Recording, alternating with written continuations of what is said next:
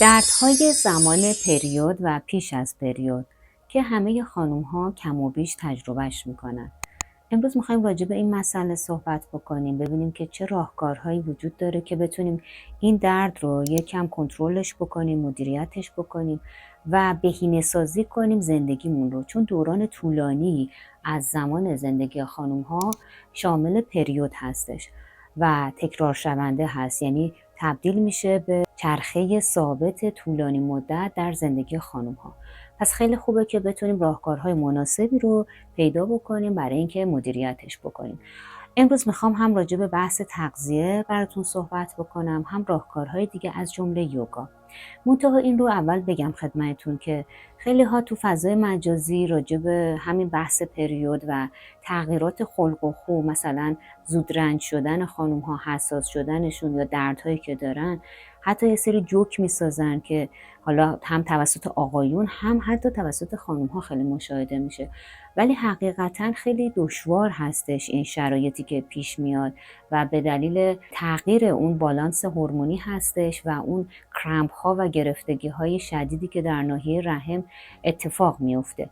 و حتی دانشمندا اومدن یه تحقیقی رو انجام دادن و برای آقایون این شرایط رو شبیه سازی کردن و براشون غیر قابل تحمل بوده، چه به لحاظ اون دردهایی که ایجاد شده و چه به لحاظ اون تغییرات خلق و خو و اون نازک دل شدن، اون رنجور شدن یا زود رنج شدن ها. پس بنابراین ما هیچ وقت نمیتونیم که چیزی رو وقتی تجربهش نکردیم قضاوتش بکنیم و زیر سوال ببریم. پس اگه آماده هستین بریم یه سری نکات رو با هم دیگه مرور بکنیم. اولین نکته بحث تغذیه هستش. خیلی تاثیرگذاره. اصولا تغذیه چه در دوران پریود چه کلا در طول زندگی در شرایط مختلف بسیار میتونه روی روند زندگی شما تاثیرگذار باشه. حالا در زمان پریود یه سری نکات رو اگه رعایت کنید خیلی بهتر میتونید این دوران رو سپری کنید. مثلا اینکه از دمنوش‌های آرام بخش مثل بابونه یا مثلا زنجبیل که ضد تهوع هست میتونید استفاده کنید. دمنوش آویشن، دمنوش‌های آرام بخش که اینها رو میتونید توی روتینتون بیشتر بگنجونید. غذاهایی که بیشتر شامل سبزیجات و گیاهان تازه، میوه‌جات هستن بیشتر بگنجونید. یا مثلا ماهی‌هایی که ماهی چرب که امگا 3 فراوون داره، یا دانه‌هایی مثلا آجیل خام، اینها رو دقت کنید که توی برنامه غذاییتون حتما بگنجونید. آب کافی، مایعات کافی به بدن برسونید و در نظر داشته باشید که استفاده از یه سری مکمل‌ها با نظر پزشک میتونه مفید باشه، مثلا مگنزیوم، B6، همون مکمل امگا 3. اینها به شما میتونن در این روندی که میخواین طی بکنید کمک بکنن که راحت‌تر این دوران رو سپری کنید. حتی مثلا از کیسه آب گرم میتونید استفاده بکنید، روی ناحیه زیر شکمتون قرار بدید که خیلی التیام بخش هستش، یا مثلا دوش آب گرم یا دوش آب نمک بگیرید، خیلی به شما میتونه کمک کنه. در بحث مدیریت ذهن هم میتونید از حالا تکنیک‌های تنفسی آرام بخش که امروز با هم تجربهش خواهیم کرد، آسانه‌های سبک، آسان سنگین نباید باشه، میتونید استفاده بکنید. از تمرینات ذهنی آرام بخش مثل یوگا نیدرا میتونید کمک بگیرید که اون بهبود روند دوران پریود رو برای شما به ارمغان میاره. حالا از نبایدها هم براتون بگم. مثلا دوستانی که ورزشکار حرفه‌ای هستن، ورزش سنگین میکنن مثل کوهنوردی و از این دست، توجه داشته باشید که توی اون دوران پریودتون به هر حال بعد اینو درش یه تغییراتی ایجاد بکنید، یعنی به خودتون استراحت بدین. یا اگه شغلتون طوریه که خیلی تنش زیادی دارید یا فعالیت فیزیکی سنگین دارید، حتما به خودتون استراحت بدید. حتی مثلا در کشورهای خارج از ایران خیلی این باب هستش و اصلا جزء مقرراتشونه که مرخصی میدن بابت پریود به خانم ها و حقوقشون هم میگیرن، مرخصیشون سر جاشه و استراحت لازم رو توی زمان پریودشون دارن و کاملا به رسمیت شناخته میشه. ولی خوبه که به هر حال این رو برای خودتون در نظر داشته باشید که استراحت لازم رو بدید. پس بنابراین لازم نیستش که ثابت بکنید که در زمان پریود عین روزهای دیگه هستید. نه، حقیقتا شما نیاز به استراحت دارین و این رو لطفا نادیده نگیرید. نکته دیگه این هستش که از غذاهایی مثلا سرخ کردنی ها، فست فود ها، کافئین بیش از حد، از اینها هم سعی کنید که خودداری کنید که باعث تشدید اون اختلالات خلقی شما نشه در زمان پریود و یا دردهاتون رو تشدید نکنه. و در نهایت میتونید با نظر پزشکتون از مسکنهای مفید در این زمان استفاده بکنید، چون بعضی ها دردشون خیلی شدیده، حتی مثلا نیاز دارن که به بیمارستان مراجعه بکنن و حتی سرم مثلا بهشون میزنن. یعنی بستگی داره. خودتون رو با هیچ کس مقایسه نکنید. یعنی این روند درد پریود و اون نشانگان پیش از پریود یعنی PMS در خانم‌های مختلف یکسان نیست. میتونه شدت و حدتش کاملا متفاوت باشه. خب اینا نکاتی بود که به نظرم میرسید بهتون بگم که کمکتون میکنه. حالا میخوایم آماده بشیم برای چند تا آسانای خیلی مفید و آرام بخش که هم خانوم ها میتونید انجامش بدید، هم آقایون هم اگر انجام بدید خیلی برای آرامشتون میتونه کمک کننده باشه. پس فکر نکنید که این ویدیو فقط برای خانوم ها هستش، شما آقایون هم میتونید استفاده کنید. اول میخوایم روی مچ پامون کار بکنیم. خیلی مهمه که مچ پا، مچ دست، اینا رو اول کار کنید، چون اینجاها شما ممکنه خشمتون یا انرژی مازاد رو انباشته کنید. پس اول کمک میکنیم یکم این رها بشه، بعد میریم سراغ تمرینات اصلیمون. خب چرخش مچ پا، ببینید پنجه پای من ثابته، از مچ دارم حرکت میدم. 5 تا از راست، نفس بکشید با بینی، 5 تا هم از چپ، هم جهت دارم حرکت میدم. خب حالا پاها رو یکم فاصله میدید خلاف جهت، هر دو میاد به داخل، مماس میشه دوتا شستتون. دستتون روی رانتونه که زانوتون بلند نشه. میتونید تکیه بدید اگه سختتون. جهت عکسش، نفس جاری، شانه رها. مرسی، بسیار عالی. استراحت میکنید. برای تمرین بعدی دستتون رو میارید روبرو، شستتون داخل، 4 تا انگشت روش مشت میکنید. یه مشتتون از مچ میره بالا و مشت دیگه میاد پایین. اینو اگه اینجوری سختتونه میتونید دستتون رو بذارید روی یه سقویی، مثلا کانتر آشپزخونه‌تون که مسلط تر باشید. لبه اون بذارید و بعد به این شکل بالا پایین کنید. پس از مچ داریم اینو بالا پایین میکنیم. 3 تا دیگه انجام بدید. دم، بازدم، دم، بازدم، دم و بازدم. مرسی. دست رو رها میکنیم، استراحت. میرسیم به یکی از بهترین تمریناتی که در زمان پریود میتونید انجام بدید که اصلا کمک میکنه که پریودتون تنظیم بشه. ممکنه که وقتی این تمرین رو انجام میدید میزان خونریزیتون یکم افزایش پیدا کنه، ولی همون مقداری که شما لازمه مثلا در 7 روز دفع بکنید با پروانه نشسته که الان انجام میدیم و پروانه خوابیده که جلوتر انجام خواهیم داد توی دوران کوتاه‌تری تخلیه میشه. یعنی قرار نیست حجمش بیشتر بشه، زمانش کوتاه‌تر میشه و به نفعتونه، چون زودتر میتونید که فعالیت‌های روتینتون رو از سر بگیرید. خب ببینید پاها رو من در حدی که زانوم اجازه میده پاشنه ها رو به لگن نزدیک میکنم، از طرفین پا رو رها میکنم. حالا برای اینکه به زانو فشار نیاد دستم رو حائل میکنم، لگن رو بلند میکنم و به پاشنه کمی نزدیک میکنم. الان کف پاهای من مماسه، دستم رو گرفتم دور پنجه، داخل کشاله عضله سارتوریوس یا خیاطه. این میخواد منقبض بشه. تو این وضعیت شما سعی کنید که بهش توجه کنید و شولش کنید، رهاش بکنید. خب حالا شروع میکنم ریز ریز مثل یه پروانه بال زدن. یعنی پاهای من انگار بالهای من هستش. میتونید چشماتون هم ببندید که تمرکز بیشتری داشته باشید. ریز ریز بال بزن، ادامه بده. فعلا پشتت کاملا صافه.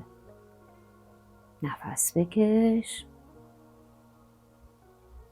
خب حالا آروم آروم میتونید که ساعدتون رو بذارید روی ساق پا و کمی به جلو خم بشید. این میزان به جلو خم شدن دقت کنید که خیلی زیاد نمیتونه باشه، چون کاملا الان کشاله رانتون داره کشیده میشه. و دوباره شروع میکنید به بال زدن. دوستانی هم که دیسک بیرون زده دارید خیلی به جلو اصلا نباید خم بشید. خب پس ادامه میدم. مرسی، بسیار عالی. حالا آروم آروم برمیگردم، پاها رو به هم میرسونم، زور میدم و استراحت. میرسیم به تمرین گربه که اول 2 زانو میشینیم برای اینکه استاندارد باشه. بعد آرنج رو میچسبونی به زانو، یه دونه کف دست میری جلو. این میشه استانداردترین وضعیت برای گربه. میتونید روی پاتون رو بخوابونید رو زمین یا پنجه پا رو تیز کنید. هر کدوم براتون حس بهتری رو ایجاد میکنه. خب خیلی نرم میخوام انجام بدین، یعنی زمان پریود خیلی قوس نمیدیم. ببینید با دم سر و لگن رو تیک میزنم به طرف سقف، پشتم حالت مقعر شده و با بازدم شکم رو کمی به داخل میکشم، پشتم رو از انتهای ستون مهره ها گرد میکنم. 2 دم، بازدم، 3 دم خیلی نرم، بازدم، 4 دم، بازدم و 5 دم، بازدم. مرسی. به حالت خنثی برمیگردم و میشینم. اگه مثلا دیدید مچتون اذیته یکم بتکنید دستتون. خب دوباره میخوایم بریم تو وضعیت گربه. منتها این دفعه چیکار میکنین؟ آروم آروم میریم به سمت جلو تا جایی که به مچ دستمون فشار نیاد و آروم آروم انگار میخوای بشینی. لگن رو آروم نزدیک میکنیم به پاشنه. 2 دم، بازدم، 3 دم، بازدم، 4 دم، بازدم. در رهایی کامل انجام بدید. 5 دم، بازدم و همینجا ببینید آروم آروم میشینم و برمیگردم. خب بریم برای یکی دیگه از وضعیت‌های گربه. این دفعه میخوام چرخش بدید به بدنتون. ببینید به این شکل از یه سمت شروع میکنی، خیلی رها و نرم.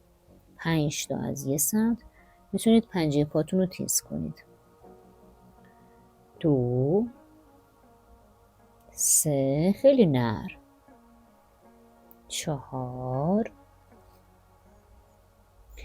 و 5. خب حالا همون تعداد جهت عکسش از چپ دارم انجام میدم. در رهایی کامل 2 3 4 و 5.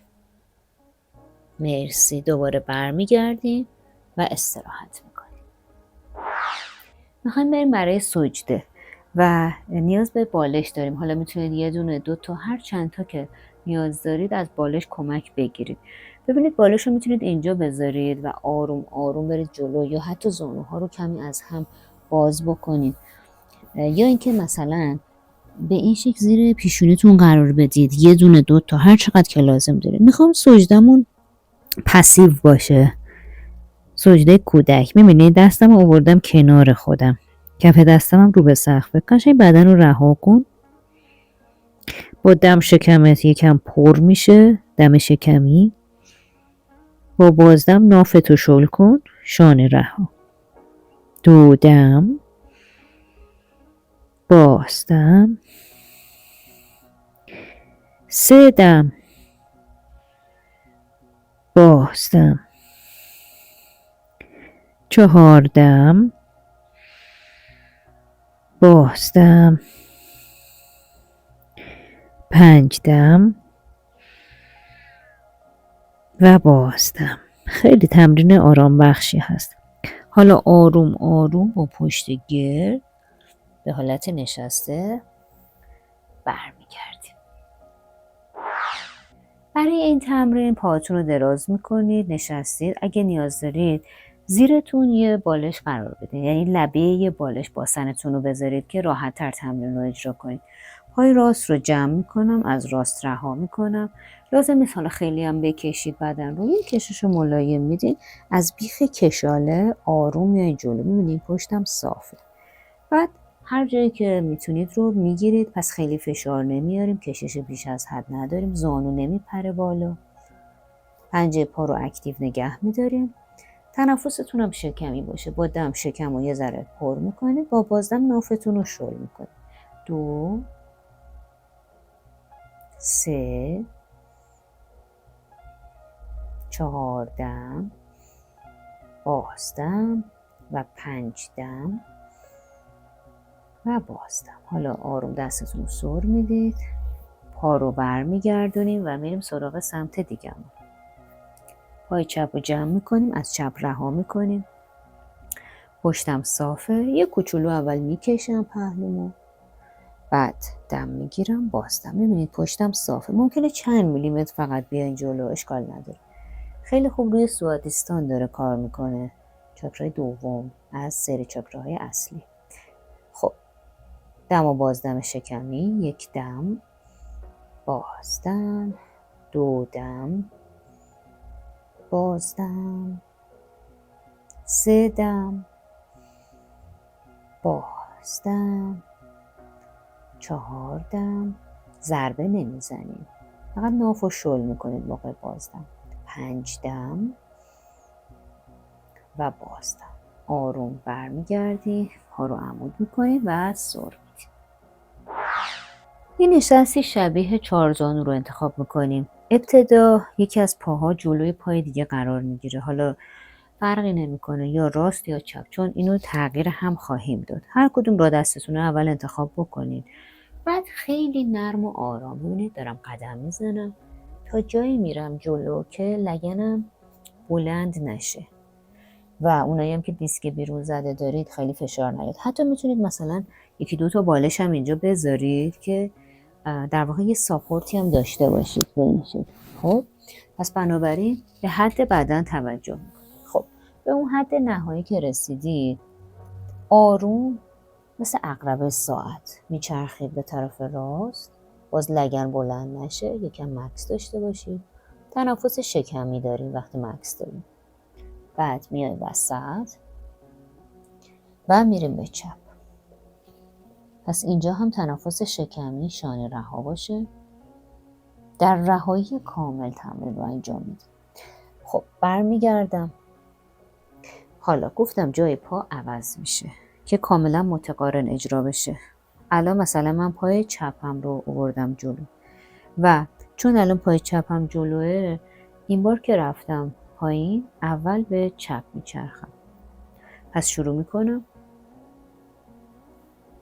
مثلا فرض میکنیم اینجا حد من هستش. بعد آروم به چپ میچرخم، یکم تنفس شکمی دارم، مکس دارم، عجله نمی کنم. میام وسط و بعد میرم به راست. خیلی خوبه. دوستان عزیز توجه داشته باشید، این تمرینات فقط برای زمان پریود نیست. شما هر روز میتونید این تمرینات رو انجام بدید و خانمایی هم که یائسه شدید، اتفاقا این تمرینات خیلی براتون مفیده. حتما تمرین کنید. میخوایم تمرین بعدی رو با هم انجام بدیم که اینجا فقط مبتدیشو بهتون میگم، چون به هر حال اینجا مخاطب ما از همه سطوح یوگایی هستن دیگه. لاک پشت رو میخوایم انجام بدیم. ببینید پاهامو حالت مثل پرانتز مانند قرار دادم. بعد 2 تا کف دستمو میذارم زیر ساق پا در این حد، مثل لاک پشت. میبینید پشت لاک پشت حالت گرد داره. قشنگ خودتو رها کن، شروع کن تنفس شکم. با دم شکمت پر میشه، با بازدم نافت شل میشه. 2 3 دم، بازدم، 4 دم، بازدم و 5 دم و بازدم که خیلی خوب سیستم پاراسمپاتیک رو میتونه فعال بکنه. خب برمیگردم و استراحت. برای این تمرین هم باید خیلی رها باشید موقع اجرا. ببینید من حالت شبیه مثل چارزانو نشستم، دستم هم میذارم سر زانوها و در رهایی کامل شروع میکنم به دایره زدن. این دراویش رو دیدین چجوری مثلا خودشون رو حرکت میدن؟ میخوام در همون حالت رهایی چرخش بدی بدنت رو. نفس بکش. 3 4 و 5 نفس جاری، شانه رها. خب حالا جهت عکسش، 1 دم، بازدم، 2 دم، بازدم، 3 دم، بازدم، 4 دم، بازدم و 5 دم و بازدم. توجه میکنید که تو این تمرین خیلی محدوده تخمدان ها هم میتونه که تحریک خوبی داشته باشه و اتفاقا برای دوستانی که تخمدان پولیکیستیک دارید ویدیو مخصوصتون رو اینجا میذاریم، لینکش هم توی دیسکریپشن قرار میدیم که تمرین کنید. میرسیم به یکی از آرامش بخشترین تمرینات یوگایی، یعنی سایتلی آسانا، که خیلی میتونه روی سیستم پاراسمپاتیک تاثیر بذاره. مثلا اگه که خیلی زود رنج میشی تو زمان پریود و زود خشم میشی، این تمرین خیلی بهت کمک میکنه. خب یه بالش هم داشته باشید خوبه. اول 2 زانو واجراسان میشینید، بعد به این شکل ببینید کف پای راستم مماس میشه با ران پای چپم. دقت کنید پاشنه زیر لگن نباشه. آروم سینه در جهت زانو میچرخه. بعد آروم آروم میره پایین. اگه نیاز دارید مثلا 2 تا 3 تا بالش هم حتی میتونید بذارید و به این شکل دستتون رو خیلی نکشید. تنفس شکمی داریم، 5 تا بشمارید. با دم شکم پر، با بازدم نافت رها میشه، شل میشه.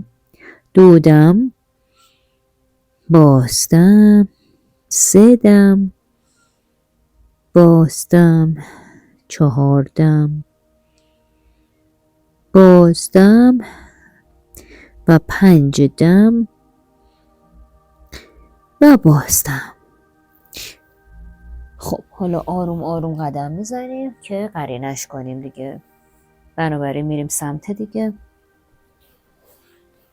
همیشه اول وضعیت واجراسان و بعد میریم توی نشست اصلی.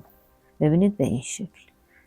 بالشت هم اگه لازمه بذار، 1 دونه 2 تا 3 تا هر چقدر که لازم.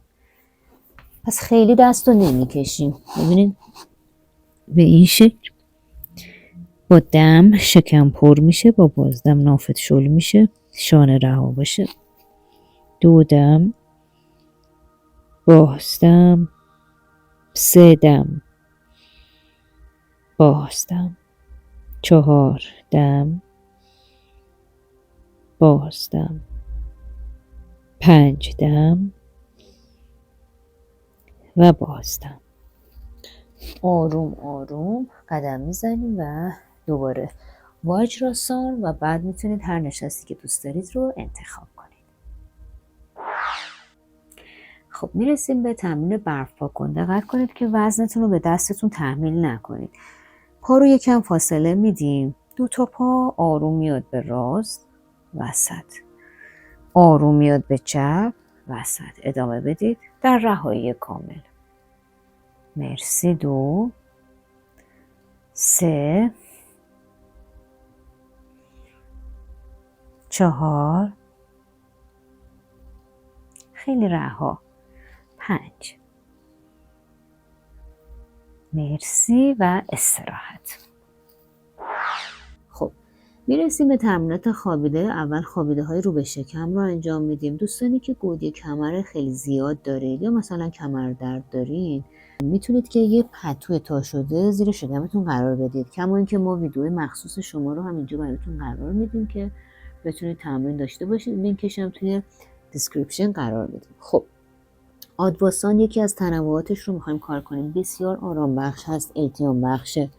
ببینید من الان خوابیدم، یه کوچولو پاهامو از هم فاصله میدم که از کمرم محافظت کنم. 2 تا دستمو میذارم، پیشونیمو میذارم رو دستم. بعد شروع کنید به تنفس شکمی، یعنی با دم شکمتون یکم پر میشه، با بازدم نافتون شل میشه. اینو ادامه بدید. عجله نکنید، خیلی آرام نفس میکشید. شانه ها کاملا رها، سنگین. نفس بکش. از الان میشماریم 5 تا دم، بازدم، 2 دم، بازدم، 3 دم، بازدم، 4 دم، بازدم، 5 دم و بازدم. تو همین وضعیت آماده میشیم برای تمرین بعدی. اگر کمر درد ندارید برای این تمرین پاهاتون رو به این شکل قرار بدید، یعنی پنجه ها مثل چارلی چاپلین به بیرون، پاشنه ها به داخل. اما اگه کمر درد دارین روی پاتون رو زمین باشه که به کمر فشار نیاد. بعد میخوام 2 تا دستتون رو به این شکل زیر چانه‌تون قرار بدید و دقت کنید که آرنجتون نه به جلو بره نه اینجوری خیلی به داخل بیاد. قشنگ دستتون حالت عمود داشته باشه، انگار مثلا دارید تلویزیون نگاه میکنید. چشماتون رو میتونید ببندید و توجه رو ببرید به پوبیس، استخوان تناسلی که کاملا روی زمین داره فشرده میشه. دقت کنید که شانه هاتون سر جای خودش باشه. نفس بکشید. آرام نفس میکشیم با آگاهی از پوبیس و دنبالچه. نفس بکشید. تنفس جاری. آرام نفس بکشید.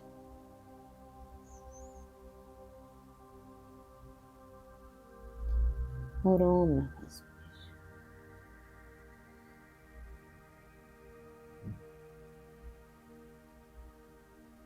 بسیار عالی. آماده میشیم برای تمرین بعدی. میرسیم به ابوالهول که باز جزء خم به عقب‌های خیلی سیف هستش، یعنی دوستانی هم که تنگ کانال دارید میتونید انجام بدید، هرچند که ما ویدیو مخصوص شما رو هم اینجا براتون میذاریم که تمرین کنید. لینکش هم که توی دیسکریپشن قرار دادیم. خب ابوالهولمون به این شکله که خیلی ساده هم میخوایم اجراش کنیم. ببینید دقیقا مثل مجسمه ابوالهول، بازو عمود به ساعده، شانه رها هستش. پوبیس رو قشنگ فشرده میکنید به زمین، روی پاها رو فشرده میکنید. یه کوچولو چانه رو به جلو و بالا میکشید، سر بالا. 1-2 تا نفس اون بالا حداقل بمونید. بعد آروم آرنجا رو به طرفین باز میکنید. پیشونی رو میذارید روی دستاتون. یکم مکس میکنید که آماده بشیم برای راند دوم. خب دوباره میریم. پس اصلا عجله نکنید، خیلی آرام. چانه رو بکش، نفس بکش، شانه رها باشه. مرسی. دوباره آرنجا رو باز میکنم، برمیگردم، چند لحظه استراحت میکنم و یه رانده دیگه هم با هم این رو تمرین میکنیم.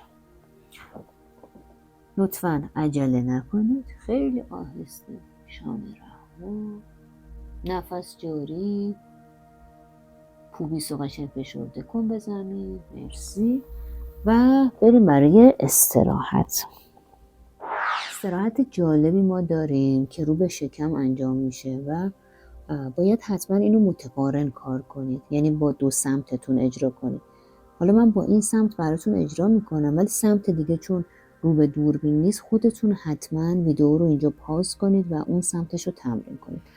ببینید به این شکله که این دست چپم رو میارم، از این سمت میخوام فعلا اجراش کنم.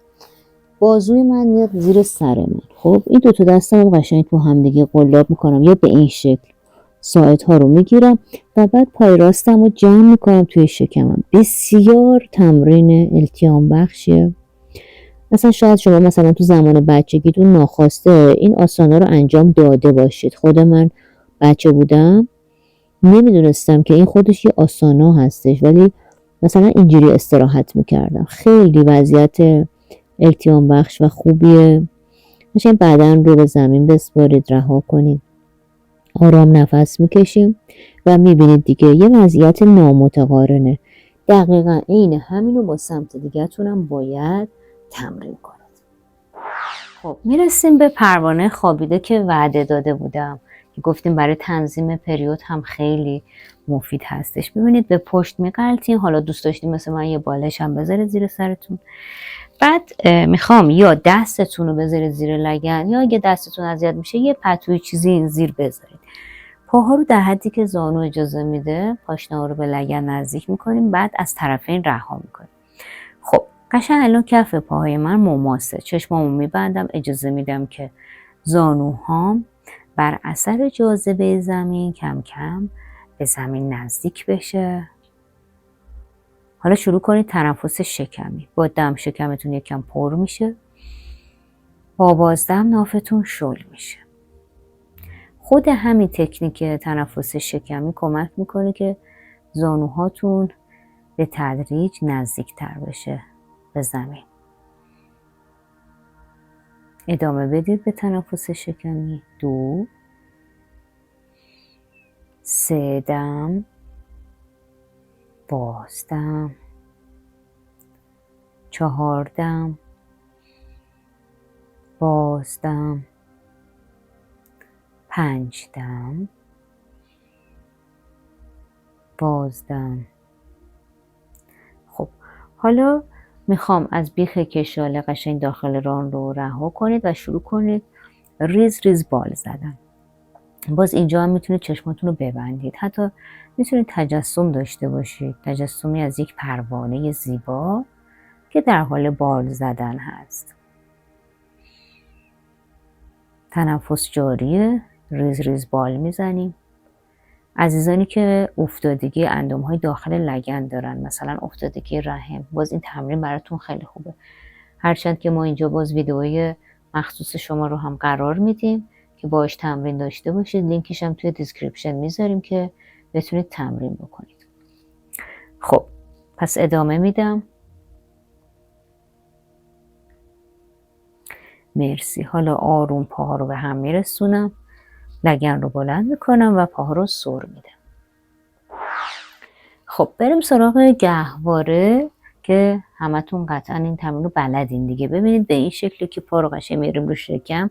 حالا اگه زانو درد داری دستت میتونه زیر ساق باشه، اگه نداری روی ساق، و خیلی رها آرام بدون اینکه ضربه بزنید. ببین خیلی نرم دارم به راست و چپ غلط میزنم. خیلی نرم انجام بدید در رهایی کامل. آرام آرام. مرسی. خیلی خوبه. و دوباره پا رو میذاریم و استراحت. میخوایم یه پیچ انجام بدیم، ولی چون در زمان پریود هستین دقت کنید که هم لازم نیست که به انتهای تمرین برید، هم میتونید از بالش کمک بگیرید، همین که مکستون هم میتونه کوتاه‌تر باشه. ببینید پای راست رو میندازم رو پای چپم، آروم دستم هم یه جایی میذارم که مزاحم نباشه. آروم این مجموعه رو به راست میبرم، سرم رو میچرخونم به طرف چپ. تنفس شکمی دارم. پس مکستون میتونه کوتاه‌تر باشه یا ساپورت بذارید. میام وسط و حالا پا رو میبرم به چپ، سر به راست. تنفس شکمی دارم، رها. لطفاً کاملا در رهایی تمرین رو اجرا کنید و حتما قرینش رو هم انجام میدیم. این دفعه چپ رو میندازیم روی راست، اول به چپ میبریم، کاملا رها، تنفس شکمی. آرام نفس میکشیم، آرام نفس میکشیم.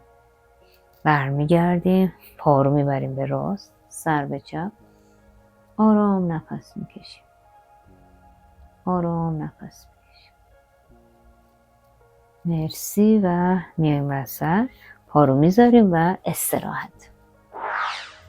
میرسیم به کانداراسانا که چون خیلی توقف در این تمرین در زمان پریود توصیه نمیشه، میخوایم داینامیک انجامش بدیم، متحرک.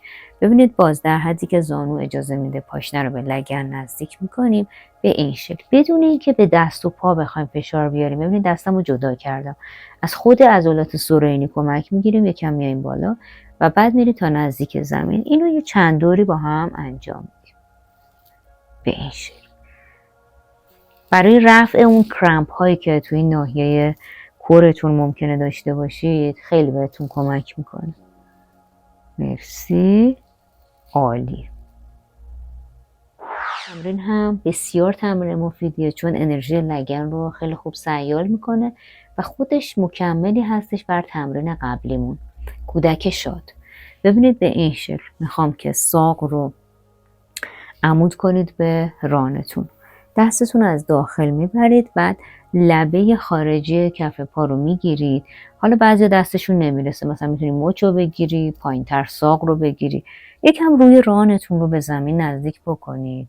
میشه شل کن، رها کن، فضای لگن رو کاملا رها کن، شانه رها.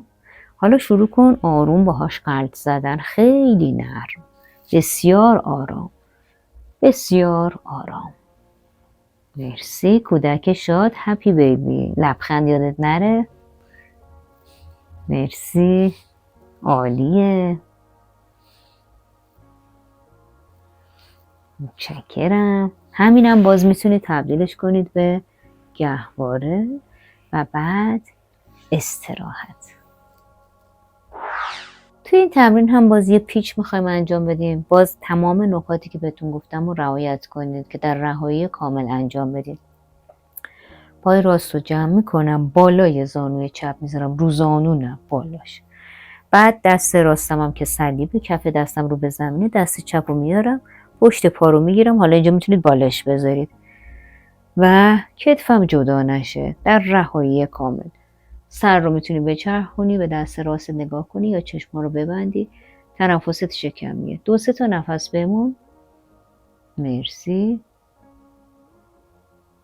بعد آروم برمیگردم و جای پا رو عوض میکنم به این شکل. پای چپ رو جمع میکنم بالای زانوی راست، آرام آرام میرم به وضعیت. تنفسم حتما شکمیه. خود تنفس شکمی به تنهایی برای کاهش استرس بسیار توصیه میشه. خب برمیگردیم و استراحت میکنیم. برای این تمرین هم پای راستتون رو به این شکل میارید روی شکم. حالا اگه زانوتون مشکل نداره که دست رو روی ساق میگیریم. پای دیگه‌تون هم قشنگ صافه، مگه اینکه حالا کمر خیلی بخواد بهش فشار بیاد که بتونید پا رو یکم خم کنید و بمونید. نمیخوام حالا سر رو بلند کنید، یعنی سوپ تا پاوان موکتمون به این شکل داره اجرا میشه. تنفست شکمیه، در رهایی کامل. 3 تا نفس حداقل بمون. مرسی. جای پا رو عوض میکنیم. پای چپ کاملا با هر بازدم بدن رو رهاتر کن. نفس بکش. بسیار عالی. و حالا جفت پاش رو هم با هم اجرا میکنیم به این شکل. میتونه دستت روی ساق باشه یا زیر ساق. نفس، نفس، نفس. مرسی. پا رو میذاریم، سر میدیم، استراحت. برای این تمرین هم به این شکل پا رو میاریم رو شکم. حالا مثلا زانو دردی هستین، دستتون میتونه زیر ساق باشه. انگار میخواید دنده رو جا بزنی، آروم جلو عقب میکنی. ببین به این شکل. 1 2 3 4 و 5. حالا راست و چپ، ولی مثل گهواره نه، یعنی دامنه حرکت خیلی کوچیکه. میبینی این دنده جا زدن. میبینی آرام. 3 4 و 5. مرسی. میرسیم به این تمرین که خودم خیلی دوستش دارم. معمولا سر کلاسا زیاد این تمرین رو به بچه‌ها میگم. ببینید باز پا رو میاریم رو شکم، آروم هل میدیم جلو. این جلو زانوها رو از هم باز میکنی، ولی شست پاهات مماسه. دوباره میای رو شکم. 2 3 4 و 5. خب این برعکس هم داره. برعکسش اینجوریه که رو شکم پا رو باز میکنی، بعد هل میدی جلو، این جلو میبندی. ببینید برعکسه. انجام بدید. این برای کمرتون هم خیلی خوبه. 3 4 و 5. مرسی. میخوایم تنفس شکمی انجام بدیم که خیلی با آسانه ها امروز داشتیم، ولی حالا به تنهایی میخوایم انجامش بدیم که خیلی کمک میکنه به اون استرس هایی که در زمان پریود ممکنه که افزایش پیدا بکنه. قبل اینکه تمرین رو انجام بدیم براتون یک جلسه کامل یوگای مبتدی رو اینجا قرار میدیم. لینکش هم که تو دیسکریپشنه که اگه میخواین که تصمیم بگیرید برای ثبت نام توی کلاس‌های آنلاینمون، اول با این ویدیو یه تمرین داشته باشید و بعد تصمیم بگیرید. خب پاهامو به این شکل قرار دادم که یکم فضای شکمم قابل لمس تر باشه. دستمو میذارم رو فضای شکمم، چشمام بسته، با دم شکم به بالا و طرفین پر میشه، با بازدم نافم شل میشه. با من انجام بدید. چشم و دهان بسته، دم، بازدم، دم، بازدم، دم، بازدم، دم، بازدم. 5 تا دیگه انجام میدیم. 1 دم، بازدم، 2 دم، بازدم، 3 دم، بازدم، 4 دم، بازدم، 5 دم و بازدم. مرسی. خب میرسیم به تمرین پایانیمون که خیلی مهمه، چون که میاد روی ذهن شما خیلی کار میکنه. میخوایم یوگا نپ انجام بدیم یا کپسول یوگا نیدرا که خودش در واقع یک تکنیک بسیار ساده ای از یوگا نیدراست. حالا اگه میخوایم بیشتر با یوگا نیدرا آشنا بشید، اینجا ما براتون لینک جلسهش رو که توضیحات مفصل داره قرار میدیم. توی دیسکریپشن لینکش رو میذاریم، ویدیوش هم که اون بالا هستش. خب پس آروم قشنگ بدن رو به زمین بسپارید، رها بکنید. پاها رو کمی از هم فاصله بدید، پنجه پاها رها به طرفین، دست ها کنار بدن با کمی فاصله، کف دست ها رو به سقف، چشم و دهان آرام بسته. میتونید زیر سرتون مثل من یه بالش بذارید، زیر رانتون، زانوتون هم باز یه بالش میتونید بذارید که گودی کمرتون کاملا روی زمین قرار بگیره. رو انداز توصیه میکنم که داشته باشید. آگاه باشید از رهایی تنتون بعد از تمریناتی که داشتید. اگه مثلا قبل از شروع تمرین درد داشتید در ناحیه رحم، الان ببینید که به چه شکل وضعیتتون. آیا دردتون کاهش پیدا کرده؟ توجه رو ببرید به رهایی تنتون، تماس پشت بدن با زمین، پس سر، پشت گردن، کتف ها و بین دو کتف، گودی کمر و لنبرها کاملا رها.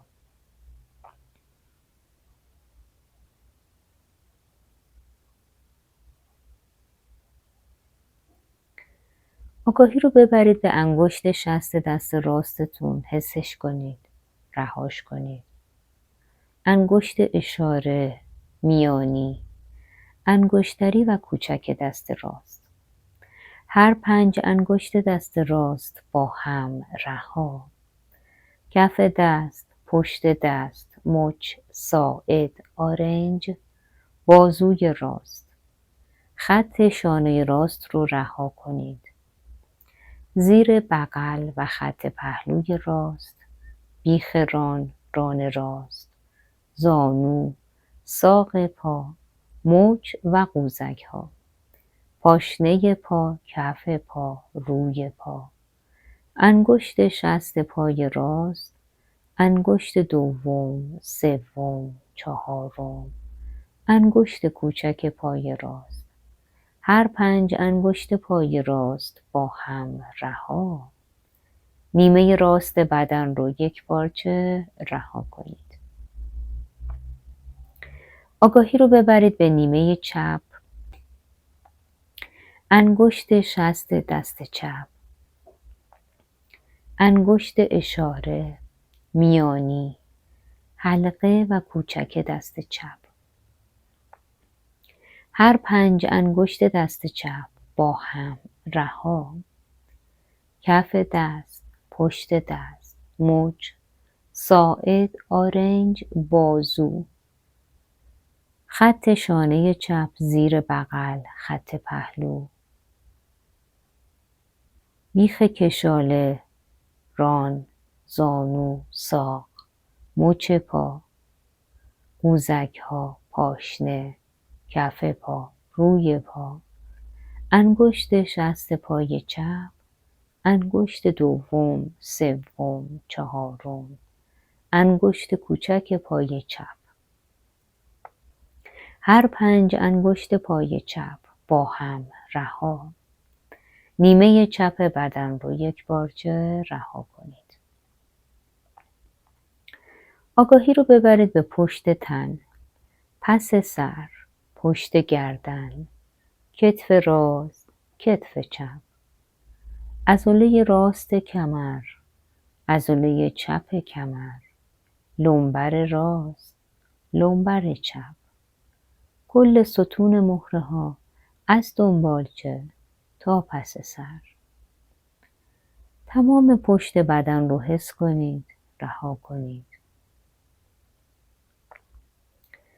آگاهی رو ببرید به روی تن، جلوی لگن، کف لگن، اندامهای داخل لگن، محدوده ناف، فضای شکم، قفسه سینه، جناق سینه، ترقوه ها، جلوی گردن، تیروئید، قبقب، چانه، فک پایین، لب پایین، فک بالا، لب بالا، دندان ها با فاصله، حفره راست بینی، حفره چپ بینی، تیغه میانی بینی، گونه و گوش راست، گونه و گوش چپ، چشم و ابروی راست، چشم و ابروی چپ، شقیقه راست، شقیقه چپ، فضای پیشانی. تمام روی بدن رو حس کنید، رها کنید. تمام بدن رو یک پارچه رها کنید.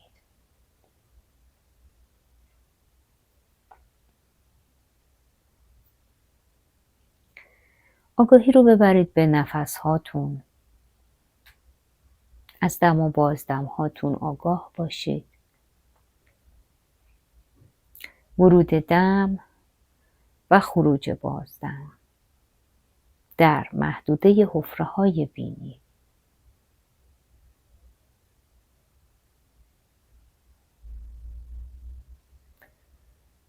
حالا نفس هاتون رو ذهناً و برعکس بشمارید. از عدد 7 تا به 1 برسید.